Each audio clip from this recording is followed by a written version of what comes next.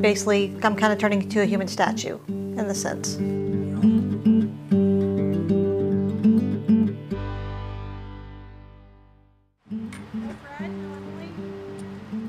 Ashley Kerpeel lives with a rare disorder which is turning her muscles to bone, slowly immobilizing her body. The condition, called fibrodysplasia ossificans progressiva, or FOP, affects roughly 800 people in the world, and Ashley is one of 300 cases known in the United States. We all have our own issues, whatever they may be. Some may be physical, some may be mental. This is my issue I deal with, having FOP and being an amputee. Despite the fact she may become completely immobile, she's living life to the fullest and raising awareness of the condition to help others like her.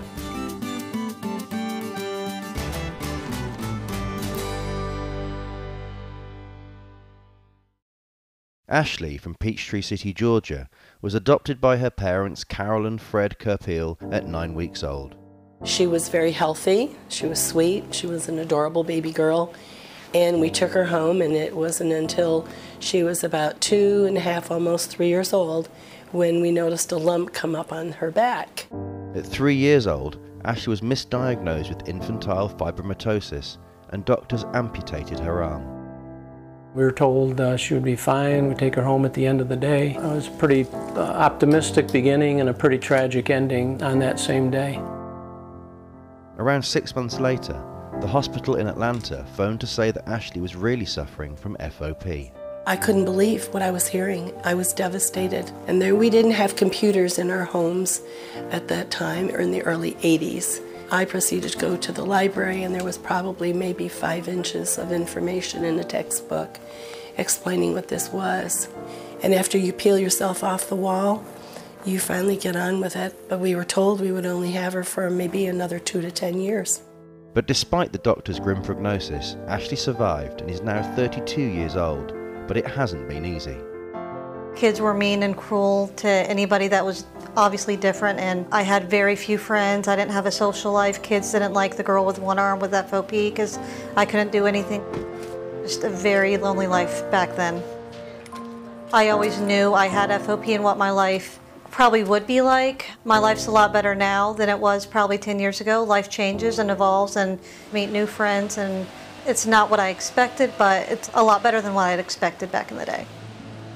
She now takes every opportunity that comes her way. 5 years ago, I was at an amputee conference, and I met 2 gentlemen who took time and took a bunch of amputees out surfing, where I never thought, me being with this body, I would be on a board. And now I go out there once a year, and David and Van take me out surfing as my annual surf trip. I've gone to Russia to meet another FOP girl who thought she was alone in the world. Like, she had no friends with FOP, knew nobody with FOP, and saw one of my stories that aired in the media and wanted to meet me.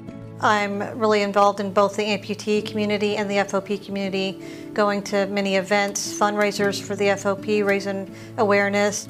She's even met the Dalai Lama. Back in 2007, a friend of mine who's a big contributor to the IFOPA actually had called my mom one Sunday afternoon and said, you know, you and Ashley get ready, come up to Atlanta. You're going to get to hear the Dalai Lama speak. It was just an amazing, unforgettable experience that I will have for the rest of my life. And Ashley plans to use what little mobility she has left to continue her support of the FOP community. She's taken to social media to help others and offer advice to people living with a debilitating disease. It warms my heart that I can help somebody feel better about themselves. I put so many hours into talking to parents where their kids just lost an amputation from whatever may happen. It's changed my world completely and fulfilled a void in my life that I really never knew was there. Proud doesn't even describe how I feel for Ashley. I'm proud of who she's become. I'm proud of just taking what she has and making the best of it.